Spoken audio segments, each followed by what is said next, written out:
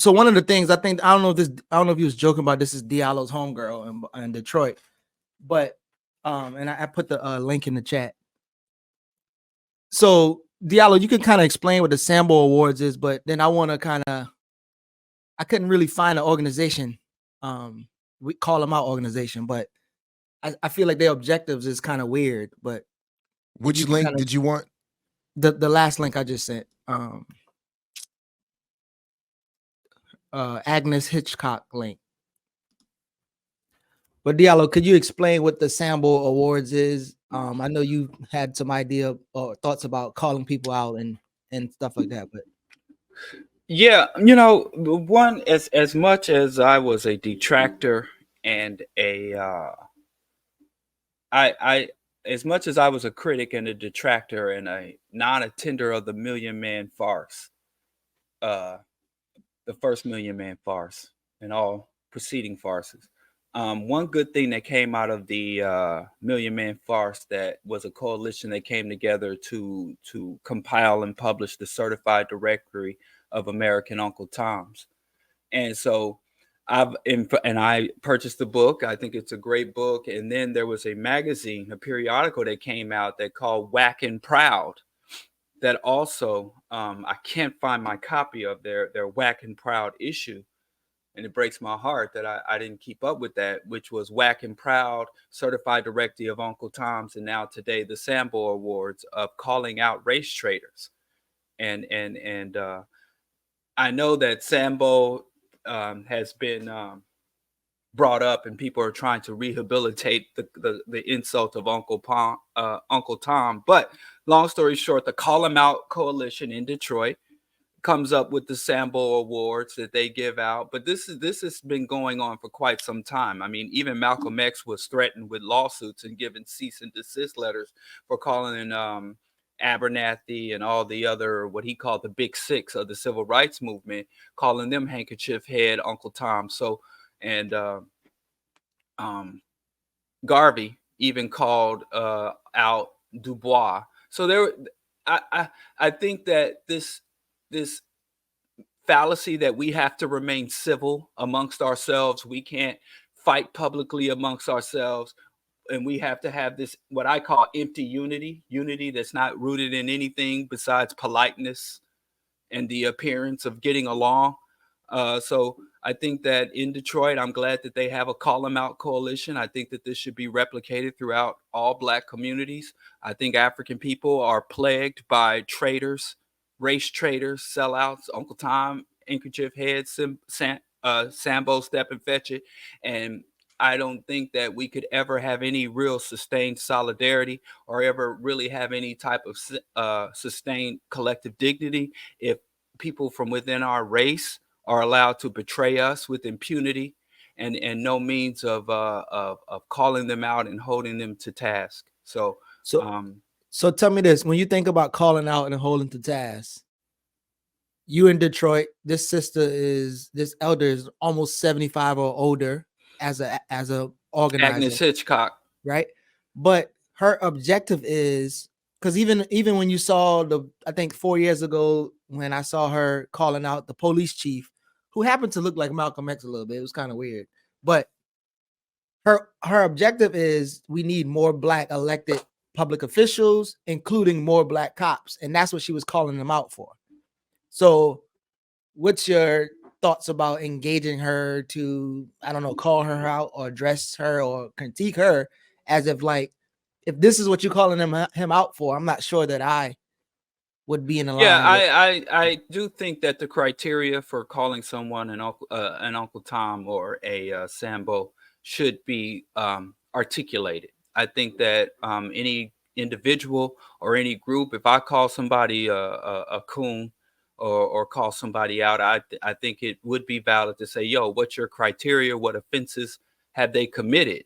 So I do think that it could be a wide range of perspectives on that. I don't think that more Black cops are the solution, and of course, so if she does have a weak or even unjust criteria or critique and how to call someone out, I didn't see the specific. I didn't see the specific criteria for calling someone out. But even if that's the case, if you're a public official and the community or representatives of the community from the grassroots call you out, even if it's inaccurate, I think that it was enough for the Detroit chief of police to speak to it. So even if even if her critique is not sound or not grounded or invalid, then I think the discussion should come up. But again, we know when you say the word Detroit, all of us, begin to think of certain conditions as it relates to African people. So obviously, any black person in a public or official capacity in Detroit has a lot to answer for and a lot to speak to, regardless. So yeah, of course, I wouldn't call someone a Sambo for simply failing to put more black police officers on the street simply because there's no evidence that speaks to any of the concerns for our larger community in Detroit or across the United States. We've been there, done that, and it has failed. Mm-hmm. So I do think we need some clarity politically around what the criteria are, because I think that's a good question you raised. Like, I mean, some people claim a radical position and get to name calling while representing what for me are really backwards reactionary politics. So that would be an issue. Yeah, I've been called an Uncle Tom. I've been called a agent. So yeah, I know some people would just throw that out against anybody they like. They don't like. And when that's why. And when Reverend Lennox Yearwood and his crew tried that with me a few years ago, I called them out directly. Went directly to in-person communication, and to the point that I think that's Kamau in the chat was raising in this comment.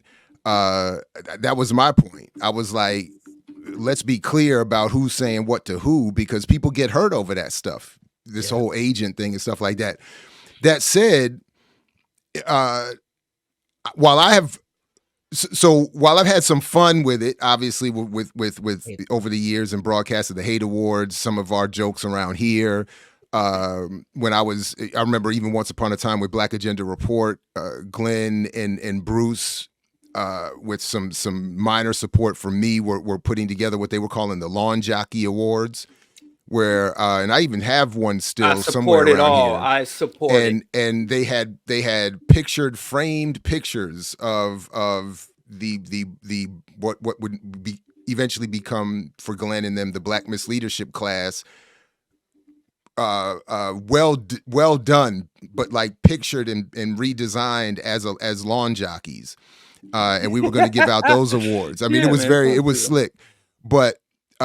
So I'm down with all of that, but in general, I will say I do prefer that publicly the issues be left to differences of politics and maybe at times behavior, and that they be called out with principle, without name calling, without the even the flavored language that I prefer, and left on. I'm just telling you what my preference is. I'm in terms of what I feel like is like professional public engagement.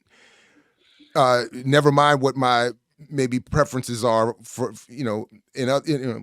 elsewhere. But the one point I want to make sure I make here is that what I think is very disingenuous in all of this is that people will often say, I don't want to engage in with such and such because they name called, or they were this or that, and that's really a way of avoiding what is in the contents of the criticism.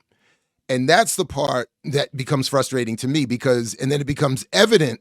And I say what I said about my preferred approach because I want to disarm the recipient of the criticism from being able to make that claim, and with the hopes that this will then force them to deal with the contents of the criticism. But in fact, it doesn't. So that's the other thing. So even when you don't name call and you principally just call out, make a specific criticism, people will still avoid it and even go elsewhere on your own platform to condemn you outside of a specific reference to what you've said about to them very directly. So that's the part for me that becomes disingenuous in all this. And I feel like that ultimately many, at least, just don't want principled disagreement. They don't want their ideas checked. They don't want the challenge. They're not here for that. They're here for sycophancy and yes people. And so at the end of the day, it doesn't really matter whether you name call or not, whether you joke or you be serious. For the most part, the unprincipled will walk away from all of it. So I do agree in terms of like, and especially I think folks are more attracted to sycophants as they become more popular. So even with this, the sister, the elder, she got interviewed, and the interviewer was trying to ask her like, well, do you not like this person? Or she was trying to say something personal, and she was like, no, it's nothing personal. It's about politics and things that they do in the community. But again, at the beginning, she literally says her goal was to shame people into doing the right thing, which I'm not sure how effective that is. Shame is a revolutionary sentiment. Okay. And holding Black elected officials accountable. And so, because if they are not serving the interests of the people and serving in themselves and serving the interests of the oppressor, is where the problem comes. So again, if her politics is more Black cops is going to solve the issues that we got going on here, if her politics is holding elected officials accountable, like I think from the jump that like we probably just wouldn't be in agreement, and there has to be a way. What do you have against holding elected officials accountable? Well, what I'm saying is, if you're not a part of the whole process of political education, and developing politicians or people to run for office, I'm not sure that just like one, they're not accountable to you anyway because you didn't really elect them. And so you're saying it becomes like theater. Wait, what? Are you saying it becomes like theater? I think so. I love the theater. I'm a patron of the arts. I don't care. I'm okay with theater. Listen, let me say something for all you respectable, high ground, uppity Negroes. Let me tell y'all something. I'll just share it. I'll share it in the chat. These type of awards spanned all groups. All y'all like, we can't talk bad about each other, and all y'all that get so clutching your pearls that not only can you insult someone, but you can create an award across cultures. These type of awards and these type of titles exist. They are useful. They are useful. Now, I think in such an award in our community, there should be an appeals process. I think if someone is nominated or receives such an award, there should be an opportunity to speak even prior to going public. I do believe in giving people grace. I do believe that these titles can be inappropriately given. But by and large, I think we as a community do too little. We give too much grace. We give too much of the benefit of the doubt. We're too afraid of public critique, public criticism, and public condemnation of Black people who are in positions of authority and in positions of high status or public positions or representatives or entertainers. I think we're too forgiving and we're too slow to critique. We're too light in our critique and we're too quick to forgive. So I think that this is putting us along the right track. If you believe that this causes disunity or causes us to lose standing amongst our oppressors or respectability parts of all that shit, I think that we're way on the wrong track. This puts us on the wrong track for the longest time. Going back as far as I can know of Black people under the Ma'afa, the ability to call people out, to mock people, and name calling has been effective weapon in politics and ideology and in culture. So, unclutch your pearls and come back down to earth, because to me, I think really there's other things, because when other folks have leaders who go astray, they engage in other behaviors. much Well- more direct and deliberate than then calling them out publicly and shaming them. Shaming is a revolutionary concept, and if you're not capable of shame, then you have some type of mental pathology. I thought you would be. Safia Bukhari said the rapier knife of revolutionary criticism. We all have to be willing to submit to it.